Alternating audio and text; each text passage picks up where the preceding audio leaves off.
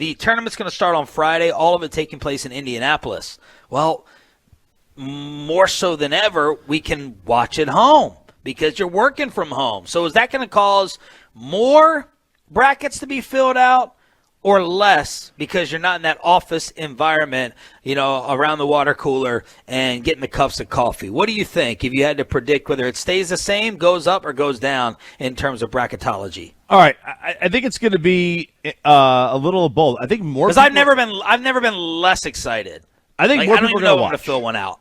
I think more people are going to watch the tournament because of the fact that they're at home.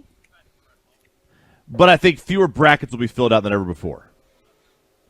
I'll be honest. I am excited for the tournament, but I don't have a printer. And brackets online just don't do it for me. I'm not doing a bracket pool this year. Why? Because I'm not hosting one. Why? Because there's nothing to cross out. And I love crossing people out, putting big L's next to people. They cross it out for you online. Yeah, I don't like that. Okay, I need to write. I'm one of those visual learners. I got to write things down and memorize. All right, I like to run the pool, get everybody's paper, and write L's next to my competitors. L, cross it out, done. L, rip up the bracket. That's what I like to do. Nothing gives me a bigger high than writing a big giant W next to one that I just won. Highlighting it in yellow. Nothing gives me a bigger high than that. And nothing gives me a bigger high than write a big L next to somebody else that I'm fighting for that number one spot. So I personally am not as into the brackets this year. I mean, I've barely filled one out. I did it like this morning before the show. Literally. Because were you glued to the coverage yesterday?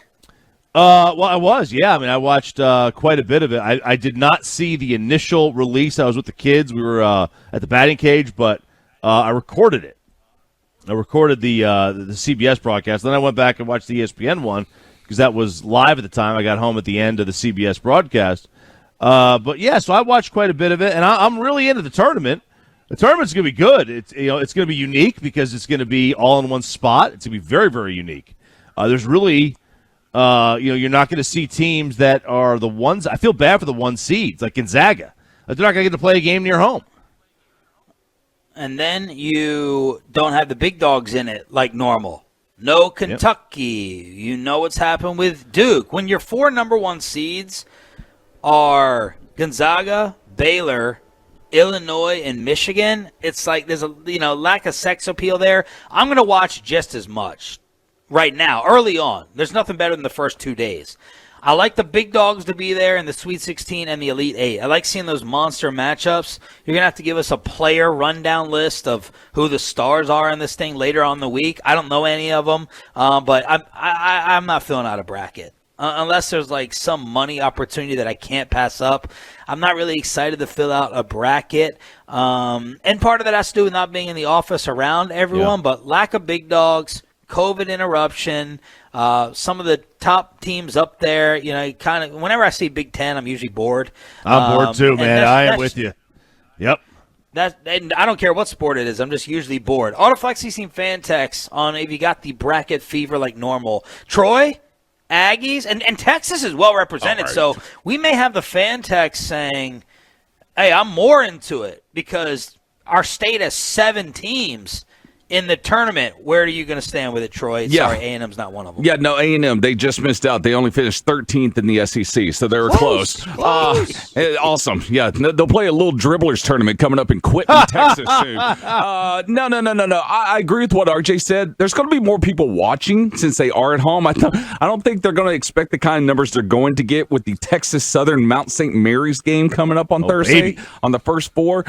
But you are absolutely right. It doesn't feel the same. It doesn't feel the same when everyone's not in the office. And hopefully everyone will start going back to the office soon, but not soon enough. Because there's nothing better than being in an office during the NCAA tournament, during the March Madness, going down to Joe Blow's office and saying, hey, so what happened to Mercer? I thought Mercer was going to make it this year. You can't really do that this year. Unless you're doing like on a Zoom call or something. That takes it away. And I agree with you. It kind of takes away the fun and the excitement this year. Yeah, and as the fan text brings up, I never know the players of the teams anyway, so this year's no different on that front, which is true. I mean, you don't know the players. I mean, there are 2 guys to know for the most part. One, and they're both either named Luka or comped to Luka. Luka Garza is going to be the player of the year. He's from Iowa. And Cade Cunningham is the best player in the tournament, to me, without question. He's at Oklahoma State. He's from Arlington. And they comp his game to Luka. So, like those are the two guys that you got to know. And I'll have more guys that you can kind of keep an eye on as the week goes on. And there's some interesting matchups. There's some great opportunities to make some money off of and bet on. And I feel bad because there's, like Troy said, there's 7 teams from Texas in this, and 2 of them are playing in week. It's Texas and Abilene Christian. It's a really awful draw for Texas. Awful. Upset city. Upset alert. I hope not, but upset alert because I hope not because I think that Texas has a chance to go to the Final Four, and Abilene Christian doesn't. But that is an upset alert for Texas. But there are going to be fewer brackets this year, probably than ever before. I think that's just the reality of it. When you're not in the office, that's where most people get them. Most people don't take the time. Like, how many people in your office fill out a bracket that never go to a sports website? Ever. And I think it's quite a lot. I think it's quite a lot. And now what we're going to wind up seeing is those people who don't go to sports websites not go seek it out. Because the only reason why they know the tournament's even going on is because someone says, hey, you want to get in this bracket pool? Yeah, sure. I'll get in $10. Cool. Everyone will get into something for $10 if it can make money off it.